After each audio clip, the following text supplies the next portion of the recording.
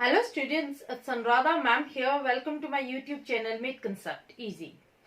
Psychological disorders को continue करते हुए आज जो डिसऑर्डर एक्सप्लेन करने जा रही हूँ उसका नाम है न्यूरो डेवलपमेंटल डिसऑर्डर।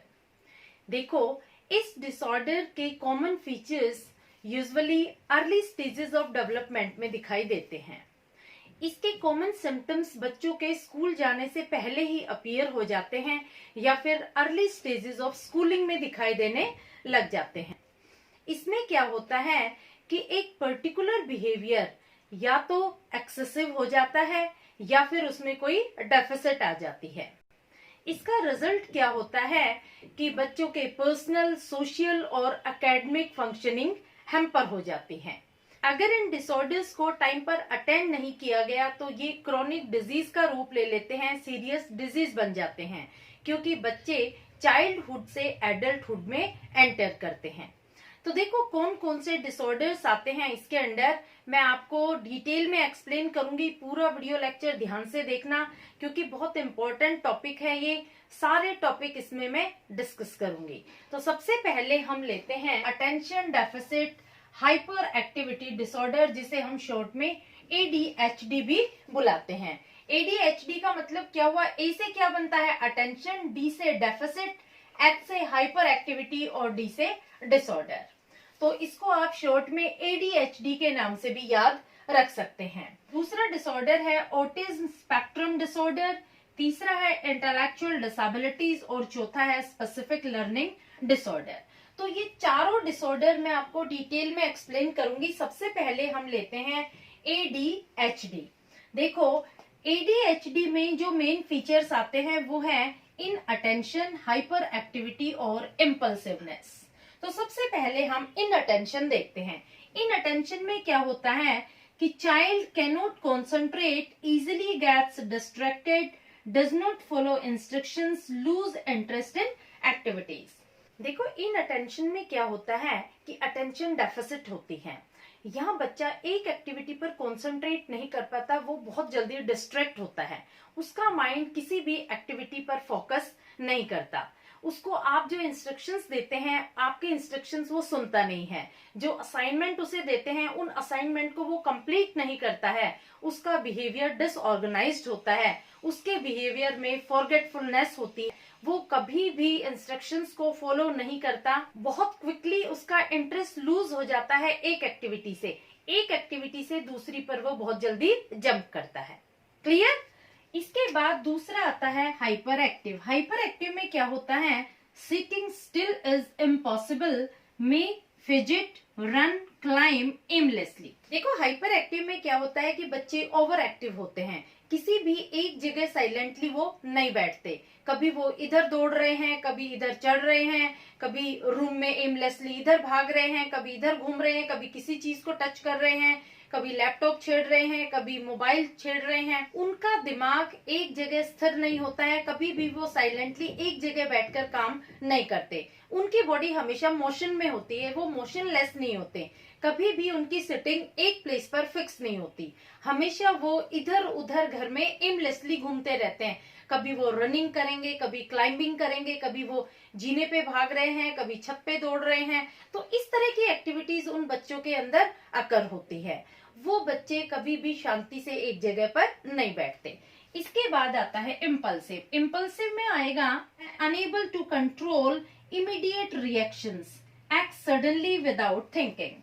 देखो, ये बच्चे बहुत जल्दी गुस्से में आ जाते हैं। जिनका इम्पल्सिव बिहेवियर होता है, ये सडनली रिएक्ट करते हैं। अगर आप उनसे कुछ कह देते हैं तो तुरंत आपको जवाब देंगे। वो कभी भी सोचते नहीं है कि आगे कॉन्सिक्वेंसेस क्या होंगे। ये बच्चे बोलने से पहले कभी सोचते नहीं है। इनका बड़ा ही चिड़चिड़ा स्वभाव होता है। जरा सा आपने कुछ कह दिया, तुरंत ये आवेग में आ जाएंगे और तुरंत ये रिस्पॉन्स करते हैं। इनके अंदर थिंकिंग पावर बिल्कुल भी नहीं होती, पेशेंस बिल्कुल भी नहीं होता। ये किसी भी सिचुएशन पर इंस्टेंटली रिएक्ट करते हैं।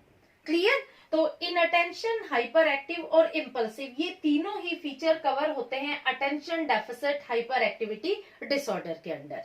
अब दूसरा हम लेते हैं ऑटिज्म स्पेक्ट्रम। देखो, ऑटिज्म स्पेक्ट्रम में क्या होता है? Impairment in social interaction and communication, They are unable to share feeling, experiences and emotions. Narrow pattern of interest and repetitive behavior. देखो ऑटिज्म में क्या होता है कि ना तो वो अपनी बात किसी को समझा सकते हैं, ना ही वो दूसरों की बात समझ सकते हैं।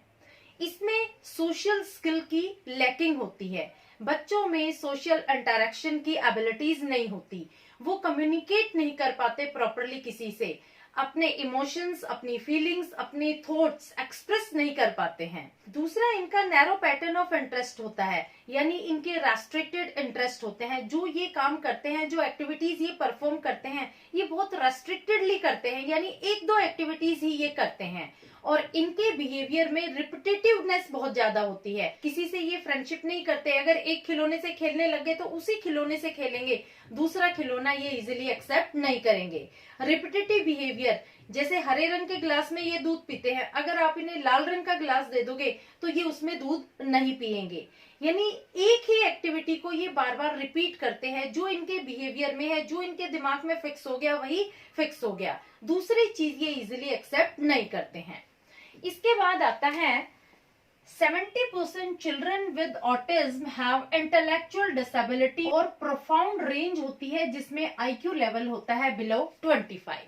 देखो ये आपको समझाती हूँ, जो बच्चे ऑटिज्म के शिकार होते हैं उनका आईक्यू लेवल भी बहुत कम होता है। उनका आईक्यू लेवल प्रोफाउंड की रेंज में आता है, यानी इन बच्चों का आईक्यू लेवल बिलो 25 होता है। इन बच्चों की रिसेप्टिव लैंग्वेज लिमिटेड होती है और एक्सप्रेसिव लैंग्वेज भी पुअर होती है। इनके अंदर कोई एकेडमिक स्किल्स नहीं होती, इनके अंदर सोशल इंटरेक्शन की स्किल्स नहीं होती, इनके कोई रियल फ्रेंड्स नहीं होते। इनको परमानेंट एक केयर टेकर की रिक्वायरमेंट होती है। क्लियर?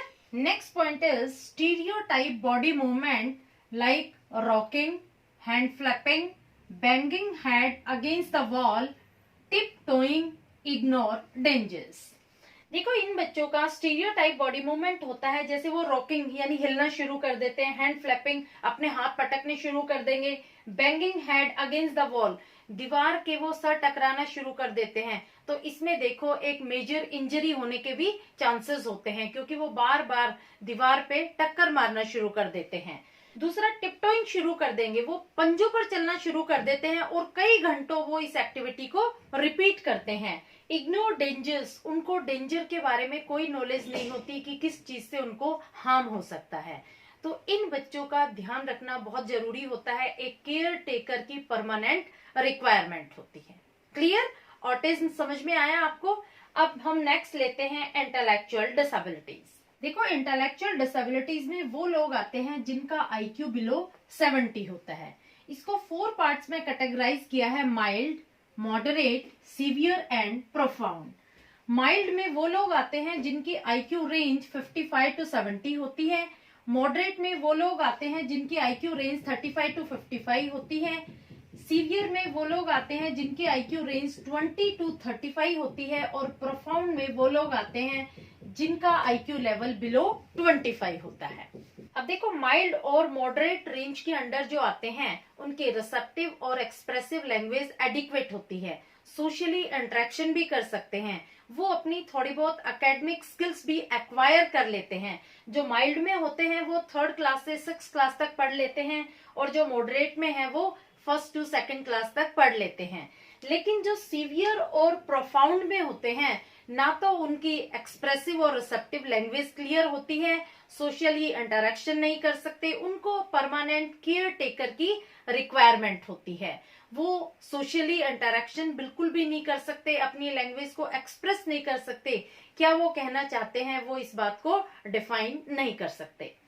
देखो इनमें इम्पेयरमेंट होता है इन एडेप्टिव बिहेवियर, इनके अंदर जो स्किल्स होती है उसके अंदर डेफिसिट होता है। कौन कौन से स्किल्स आ जाएंगे? सेल्फ केयर की skills, lack of social skills, academic skills and working skills.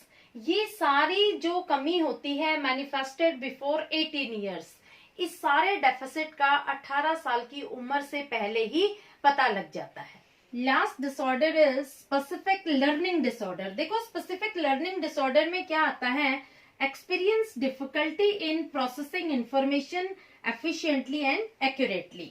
इन लोगों को लर्निंग में बहुत दिक्कत होती है। जब किसी इंफॉर्मेशन को ये परसीव करते हैं, उसे प्रोसेसिंग करते हैं, तो उसे एक्यूरेटली और एफिशिएंटली ये नहीं कर पाते।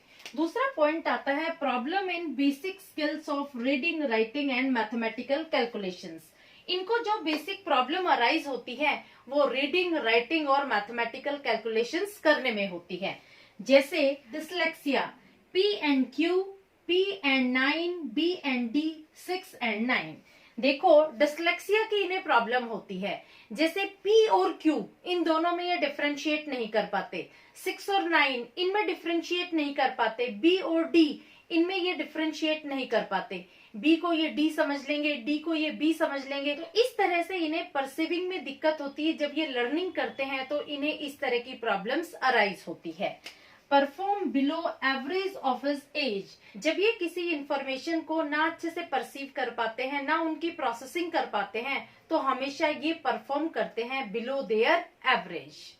इनके साथ एक्स्ट्रा एफर्ट्स की रिक्वायरमेंट होती है, एक्स्ट्रा केयर की रिक्वायरमेंट होती है, और इसके साथ पेशेंस की भी रिक्वायरमेंट होती है ऐसे बच्चों को पढ़ाने के लिए। होपफुली ये चारों डिसऑर्डर आपको क्लियर हो गए होंगे। Please like it, subscribe it and share it to your friends. Okay, thank you.